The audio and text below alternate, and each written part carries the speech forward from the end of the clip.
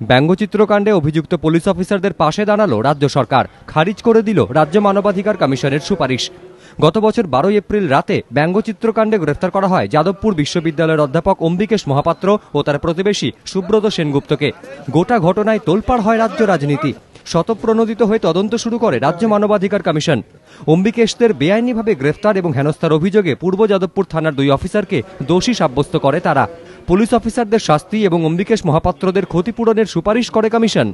3রা মে কমিশনকে চিঠি লিখে 2টি সুপারিশই খারিজ করে দিয়েছেন স্বরাষ্ট্র সচিব বাসুদেব বন্দ্যোপাধ্যায়।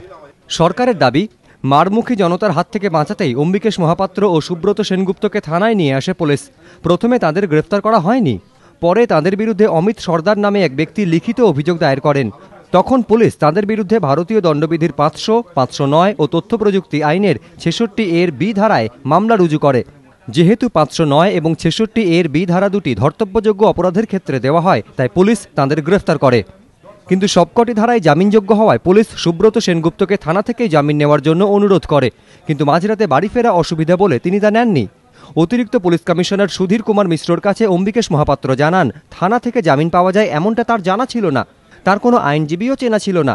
যদিও পুলিশ ধৃত 2জনের মধ্যে একজনকে জামিন নেওয়ার অনুরোধ করে অথচ অন্যজনকে করেনি, এটা হতে পারে না। যদিও সরকারের এই বক্তব্য অসত্য বলে খারিজ করে দিয়েছেন অম্বিকেশ মহাপাত্র। আমাকে শাসক দলের লোকজন জড়ো হয়েছে আমাদের অফিসে, তারপরে আমাকে মারধর করেছে, তাদের বয়ান মতো আমাকে দিয়ে লিখিয়ে নিয়েছে। তারপরে তারাই পুলিশ ডেকে আমাদেরকে গ্রেপ্তার করে নিয়ে যাওয়ার বলেছে। পুলিশ তাদের কথা মতো আজ্ঞাবহ দাসের মতো আমাকে এবং সুব্রতবাবুকে অ্যারেস্ট করে পুলিশ ভ্যানে চাপিয়ে থানায় নিয়ে চলে যায়। সরকারের বক্তব্য খারিজ করে দিয়েছে কমিশনও। সরকারকে কমিশন জানাচ্ছে, পুলিশ প্রথমে দাবি করে অম্বিকেশদের বিরুদ্ধে যে ধারায় মামলা রুজু করা হয় তার মধ্যে কেবল 509 নম্বর ধারাটি ধর্তব্যযোগ্য।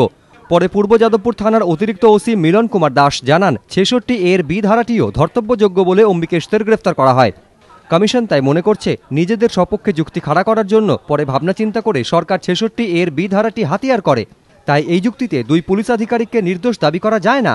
তবে পুরো বিষয়টি নিয়ে কলকাতা হাইকোর্টে এখন জনস্বার্থ মামলা চলছে। আদালত এখন এ বিষয়ে কি রায় দেয় সেটাই দেখার।